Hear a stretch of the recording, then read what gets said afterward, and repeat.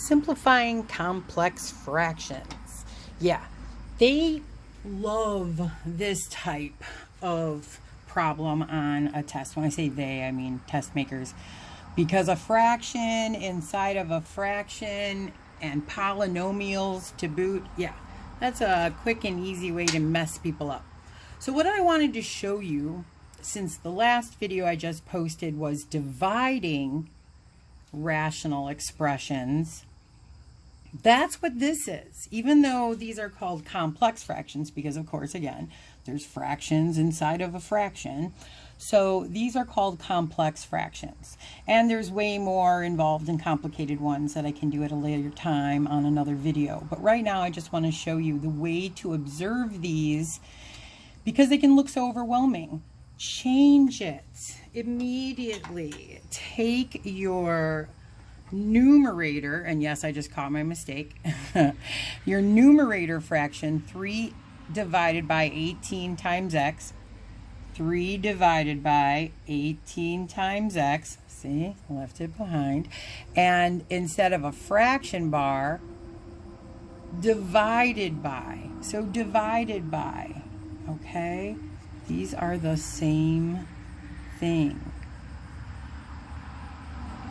So that's what we're doing, is we're changing the fraction bar into a division sign, and we're just writing the two fractions. Sorry about that. We're writing the two fractions right next to each other and in order. 3 divided by 18x. 3 divided by 18x. Divided by 2 divided by 9. 2 divided by 9. So I just changed the look of the problem. And then hopefully you can see that I did the exact same thing for this one, right? So all I did was I took my first fraction, x squared divided by 2x minus 3, put that down first, rewrote the fraction bar as division, and then wrote my second fraction, 5x divided by 8x minus 12. Okay, so again, this one is just monomials in our fractions, and this is a monomial, binomial, monomial, binomial. So these indicate factoring, all right? When we see pluses or minuses, we should look to see if we can factor. This, on the other hand, as mentioned in previous videos, are my favorite because everything's just being multiplied. It's all factors. It's easy. So remember, your first fraction, and again, this is the rule from multiplying fractions. We don't divide, we multiply, okay? So the rule of division is keep your first fraction, change your division to multiplication, and then take the reciprocal of the fraction that comes after it. So a reciprocal means we flip the numerator to the denominator and the denominator to the numerator, okay? And now we look to see if we can do any canceling, and we can. Not with, well, we can do 3 and we could divide that into our 18, or we could divide the 9 into our 18. I am going to go ahead and choose to divide out our 9. 9 divides into 9 once, 9 divides into 18 twice. Now, why did I do that? Well, because I could have divided out a second time if I started with the 3. So, no worries, you would get there, but I could identify that this one would be the easier route. Okay, so there's nothing else to cancel. I have a 3 in the numerator, I have no 3's in the denominator, and this has now been changed to a 1. So what do I have left in my numerator positions? Well, I've got 3 times 1. And what do I have left in my denominator? 2 times 2. So what is my simplified complex fraction? 3 times 1 is 3. 2 times 2 is 4.